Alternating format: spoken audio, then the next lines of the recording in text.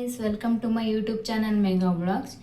ಇವತ್ತಿನ ವಿಡಿಯೋದಲ್ಲಿ ನಾನು ನಿಮಗೆ ಎಗ್ ರೋಲ್ ಮಾಡೋದು ಹೇಗೆ ಅಂತ ತೋರಿಸ್ತಿದ್ದೀನಿ.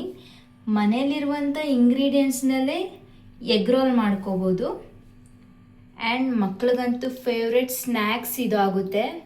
ಮಕ್ಳಿಗಂತೂ ತುಂಬ ಇಷ್ಟಪಡ್ತಾರೆ ಈ ಥರ ಮಾಡಿಕೊಟ್ರೆ.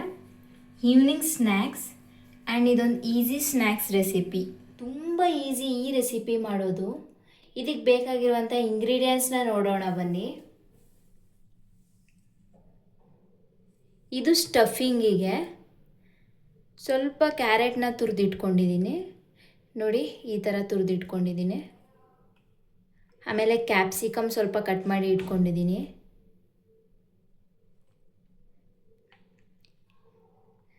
ಸ್ವಲ್ಪ ಈರುಳ್ಳಿನ ಇಟ್ಕೊಂಡಿದ್ದೀನಿ. ಒಂದು ಈರುಳ್ಳಿ ಕಟ್ ಮಾಡಿ ಈ ಥರ ನೀಟಾಗಿ ಸಣ್ಣದಾಗಿ ಕಟ್ ಮಾಡಿ ಇಟ್ಕೊಳ್ಳಿ, ತುಂಬ ಚೆನ್ನಾಗಿರುತ್ತೆ. ಆಮೇಲೆ ಸ್ವಲ್ಪ ಸೌತೆಕಾಯಿ ಬೀಜ ಹಾಕಿಲ್ಲ ನಾನು, ಬರೀ ಸೌತೆಕಾಯಿ ಮೇಲ್ಗಡೆ ಇರುತ್ತೆ ನೋಡಿ, ಅದನ್ನು ಮಾತ್ರ ತುರ್ಕೊಂಡು ಇಟ್ಕೊಂಡಿದ್ದೀನಿ. ಅರ್ಧ ನಿಂಬೆಹಣ್ಣು ಸಾಕಾಗುತ್ತೆ, ನಾನು ಇಲ್ಲಿ 2 ಇಟ್ಟಿದ್ದೀನಿ. ಅರ್ಧ ನಿಂಬೆಹಣ್ಣು ನೋಡಿ. ಇದಿಷ್ಟು ಸ್ಟಫಿಂಗಿಗೆ. ಇವಾಗ ನಾನಿಲ್ಲಿ ಚಪಾತಿನ ರೆಡಿ ಮಾಡಿ ಇಟ್ಟಿದ್ದೀನಿ.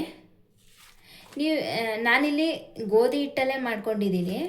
ನೀವು ಬೇಕಾದ್ರೆ ಬರೀ ಮೈದಾ ಹಾಕಿ ಮಾಡ್ಕೋಬೋದು, ಇಲ್ಲ ಅಂದರೆ ಮೈದಾ ಮತ್ತು ಗೋಧಿ ಹಿಟ್ಟನ್ನ ಎರಡನ್ನೂ ಕೂಡ ಮಿಕ್ಸ್ ಮಾಡಿ ಮಾಡಿಕೊಂಡ್ರೆ ಇನ್ನೂ ತುಂಬ ಚೆನ್ನಾಗಿರುತ್ತೆ. ಬಟ್ ಗೋಧಿ ಹಿಟ್ಟಲ್ಲಿ ಮಾಡಿದ್ರೆ ಹೆಲ್ತಿ ಅಲ್ವಾ, ಅದಕ್ಕೆ ನಾನು ಗೋಧಿ ಹಿಟ್ಟಿನಲ್ಲೇ ಮಾಡ್ಕೊಂಡಿದ್ದೀನಿ. ಮಕ್ಕಳಿಗೆ ಮೈದಾ ಜಾಸ್ತಿ ಕೊಡಬಾರ್ದು, ಅದಕ್ಕೆ ಗೋಧಿ ಹಿಟ್ಟಿನಲ್ಲಿ ಮಾಡ್ಕೊಡಿ. ನೀವೇನಾದ್ರು ಚಪಾತಿ ಏನಾದ್ರು ಮನೇಲಿ ಉಳಿದಿದ್ರೆ ಹಾಗೆ ಈ ಬರೀ ಮನೇಲಿರುವಂಥ ಇಂಗ್ರೀಡಿಯೆಂಟ್ಸ್ನೇ ಹಾಕಿ ಈ ಸ್ಟಫಿಂಗ್ನ, ಈ ಎಗ್ ರೋಲ್ನ ಮಾಡ್ಕೊಡ್ಬೋದು. ಸ್ಕೂಲಿಂದ ಬಂದಾದಮೇಲೆ ಸ್ನ್ಯಾಕ್ಸ್ ಕೊಡೋಕ್ಕೆ ಕೂಡ ಇದನ್ನ ಮಾಡ್ಕೊಡ್ಬೋದು. ಮನೇಲಿರುವಂಥ ಇಂಗ್ರೀಡಿಯೆಂಟ್ಸ್ನೇ, ಜಾಸ್ತಿ ಇಂಗ್ರೀಡಿಯೆಂಟ್ಸ್ ಏನು ನಾನು ಬಳಸ್ತಾ ಇಲ್ಲ, ಸಿಂಪಲಾಗಿ ಮಾಡ್ತಿದ್ದೀನಿ ಈ ಎಗ್ ರೋಲ್ನ. ಈಗ ಚಪಾತಿ ಮಾಡಿ ಇಟ್ಕೊಂಡಿದ್ದೀನಿ ಒಂದು 3. ಸ್ವಲ್ಪ ಮೆಣಸಿನ ಪುಡಿ ಕುಟ್ಟಿಟ್ಕೊಂಡಿದ್ದೀನಿ. ಸ್ವಲ್ಪ, ಇಲ್ಲ ಅಕಸ್ಮಾತ್ ಮಕ್ಕಳಿದ್ರೆ ಮೆಣಸಿನ ಪುಡಿನ ಬಳಸಿ, ಇಲ್ಲಾಂದರೆ ನಿಮ್ಮ ದೊಡ್ಡವ್ರಿಗೆ ಏನಾದರೂ ಮಾಡಿಕೊಂಡ್ರೆ ಮೆಣಸಿನ್ಕಾಯಿನ ಚಿಕ್ಕದಾಗಿ ಕಟ್ ಮಾಡಿ ಹಾಕ್ಕೊಳ್ಳಿ. ಮಕ್ಳಿಗಾದರೆ ಬಾಯಿಗೆ ಸಿಕ್ಬಿಡುತ್ತೆ, ಆವಾಗ ತುಂಬ ಖಾರ ಆಗಿಬಿಡುತ್ತೆ ಮಕ್ಕಳಿಗೆ. ಅದಕ್ಕೆ ಮೆಣಸಿನ ಪುಡಿ ಹಾಕಿದ್ರೆ ಬೆಸ್ಟು. ಅದೇ ಸೇಮ್ ಖಾರ ಸ್ಪೈಸಿ ಕೊಡುತ್ತೆ ಮೆಣಸಿನ ಪುಡಿ ಕೂಡ. ಇವಾಗ 1-2 ಮೊಟ್ಟೆ ಇಟ್ಕೊಂಡಿದ್ದೀನಿ. ನೀವು ಮನೇಲಿ ಎಷ್ಟು ಜನ ಇದ್ದಾರೆ ಅಷ್ಟು ಮಾಡ್ಕೊಳ್ಳಿ. ನಾನಿಲ್ಲಿ ಬರೀ ಒಂದು 3 ರೋಲ್ ಮಾಡೋ ಥರ ಕಟ್ ಮಾಡಿ ಇಟ್ಕೊಂಡಿದ್ದೀನಿ. ಇದು ಈಸಿ, ತುಂಬ ಚೆನ್ನಾಗಿರುತ್ತೆ ಈ ರೆಸಿಪಿ. ಒಳ್ಳೆ ಸ್ನ್ಯಾಕ್ಸು. ಎಲ್ಲಾದರೂ ಹೋಗಿ ಈಚೆ ತಿನ್ನೋದಕ್ಕಿಂತ ಈ ಥರ ಮನೇಲಿ ಮಾಡ್ಕೊಂಡು ತಿಂದರೆ ತುಂಬ ಚೆನ್ನಾಗಿರುತ್ತೆ. ಈಚೆ ಆದರೆ ಸುಮ್ಮನೆ ಹೆಲ್ತ್ ಪ್ರಾಬ್ಲಮ್ ಆಗುತ್ತೆ. ಈ ಥರ ಆದರೆ ಹೆಲ್ತಿ ಫುಡ್ಡು ಮಾಡ್ಕೊಂಡು ತಿನ್ಬೋದು, ಆರಾಮ್ಸಾಗಿ ಮಾಡ್ಕೊಂಡು ತಿನ್ಬೋದು, ಕಡಿಮೆ ಇಂಗ್ರೀಡಿಯೆಂಟ್ಸ್ನಲ್ಲಿ. ಬನ್ನಿ ಇವಾಗ ಹೇಗೆ ಮಾಡೋದು ಅಂತ ನೋಡೋಣ. ಇವಾಗ ಒಂದು ಬೌಲಿಗೆ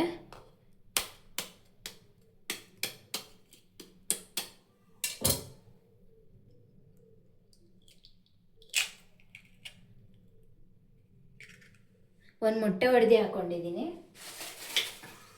ನಾವೇನಾದರೂ ಡಬಲ್ ಮೊಟ್ಟೆ ಹಾಕಿ ಮಾಡಿಕೊಂಡ್ರೆ ತುಂಬ ಹೆವಿ ಅನಿಸುತ್ತೆ ತಿನ್ನೋಕ್ಕೆ. ಚಪಾತಿ ಹಾಕಿರ್ತೀವಲ್ಲ, ಅದಕ್ಕೆ ಒಂದೇ ಮೊಟ್ಟೆ ಸಾಕು, ತುಂಬ ಸಿಂಪಲಾಗಿ ತುಂಬ ಚೆನ್ನಾಗಿರುತ್ತೆ. ಇವಾಗ ನಾನು ಮೊದಲೇ ಮೆಣಸಿನ ಪುಡಿ ತೋರಿಸಿದ್ನಲ್ಲ, ಅದನ್ನು ಸ್ವಲ್ಪ ಹಾಕ್ಕೊಳ್ಳಿ. ಸ್ವಲ್ಪನೇ ಸಾಕು, ತುಂಬ ಖಾರ ಆಗಿಬಿಡುತ್ತೆ. ಅದೇ ನಿಮ್ಗೇನಾದರೂ ಮಾಡಿಕೊಂಡ್ರೆ ಮೆಣಸಿನ್ಕಾಯಿನ ಹಾಕ್ಕೊಳ್ಳಿ, ಮಕ್ಳಿಗೆ ಮಾಡಿಕೊಟ್ರೆ ಮೆಣಸಿನ ಪುಡಿನ ಹಾಕಿತ್ತು.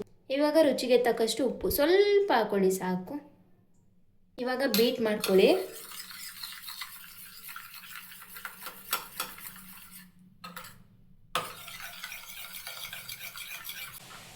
ನೋಡಿ, ಈ ಥರ ಮೆಣಸಿನ ಪುಡಿ ಎಲ್ಲ ನೀಟಾಗಿ ಮಿಕ್ಸ್ ಆಗಬೇಕು, ಆ ರೀತಿ ಬೀಟ್ ಮಾಡ್ಕೊಳ್ಳಿ.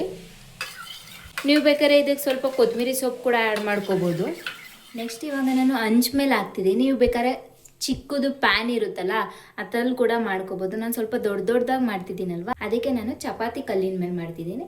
ನೀವು ಬೇಕಾದರೆ ಪ್ಯಾನ್ ಇರುತ್ತೆ ನೋಡಿ, ಅದರಲ್ಲಿ ಕೂಡ ನೀವು ಮಾಡ್ಕೋಬೋದು. ಇವಾಗ ಹಂಚ್ ಕಾದಿದ್ಮೇಲೆ ನಾವು ಬೀಟ್ ಮಾಡ್ಕೊಂಡಿದ್ವಲ್ಲ, ಅದನ್ನು ಆಮ್ಲೆಟ್ ಥರ ಹಾಕ್ಕೊಳ್ಳಿ. ನೀವು ಚಪಾತಿ ಎಷ್ಟು ಹೊತ್ಕೊಂಡಿದ್ದೀರೋ ಅಷ್ಟು ಅಗಲಕ್ಕೆ ಸ್ಪ್ರೆಡ್ ಮಾಡ್ಕೋಬೇಕಿದ್ನ.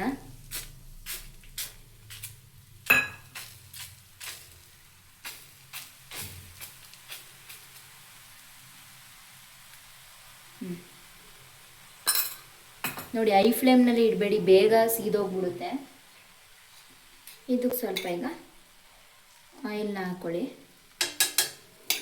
ಸ್ವಲ್ಪ ಹಸಿ ಇದ್ದಾಗಲೇ ಈ ಥರ ಚಪಾತಿನ ಮೇಲೊಂದು ಚಪಾತಿ ಹಾಕ್ಬಿಡಿ. ಆವಾಗ ಬೇಗ ಅಂಟ್ಕೊಳ್ಳುತ್ತೆ. ಈ ಥರ ಮಾಡ್ಕೋಬೇಕು. ಚಪಾತಿ ಮತ್ತು ಆಮ್ಲೆಟ್ನೂ ಈ ಥರ ಮಾಡ್ಕೊಂಡಿದ್ದೀವಲ್ವ, ಇವಾಗ ಇದಕ್ಕೆ ನಾವು ಮೊದಲೇ ಕಟ್ ಮಾಡಿ ಇಟ್ಕೊಂಡಿದ್ವಲ್ಲ ಈರುಳ್ಳಿ,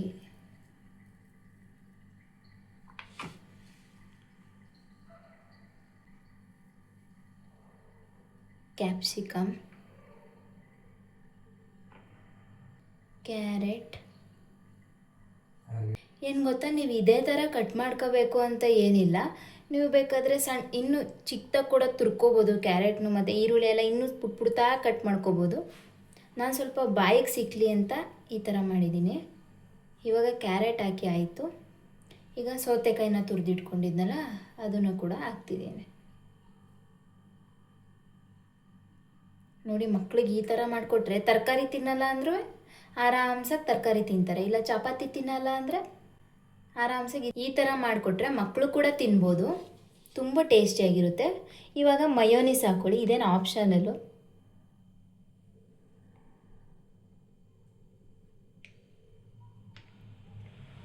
ಮಯೋನೀಸ್ ಹಾಕ್ಕೊಳ್ಳಿ.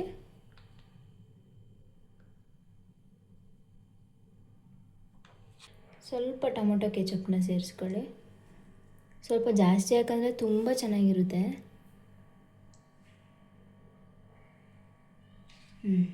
ಸಾಕಿಷ್ಟಿದ್ರೆ ನಿಂಬೆಹಣ್ಣು ಹುಳಿ ಹಾಕ್ತೀನಿ. ಸ್ವಲ್ಪ 1-2 ಡ್ರಾಪ್ಸ್ ಹುಳಿಯಾಗಿ ಚೆನ್ನಾಗಿರುತ್ತೆ ಅಂತ. ಇವಾಗ ಇದನ್ನು ರೋಲ್ ಮಾಡ್ಕೊಳ್ಳಿ.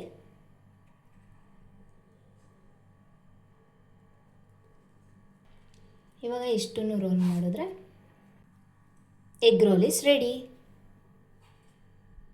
ನೀವು ಕೂಡ ಈ ಈಸಿ ರೆಸಿಪಿನ ಮನೇಲೊಂದು ಸಾರಿ ಟ್ರೈ ಮಾಡಿ, ಹೇಗಿದೆ ಅಂತ ಕಮೆಂಟ್ ಕೂಡ ಮಾಡಿ.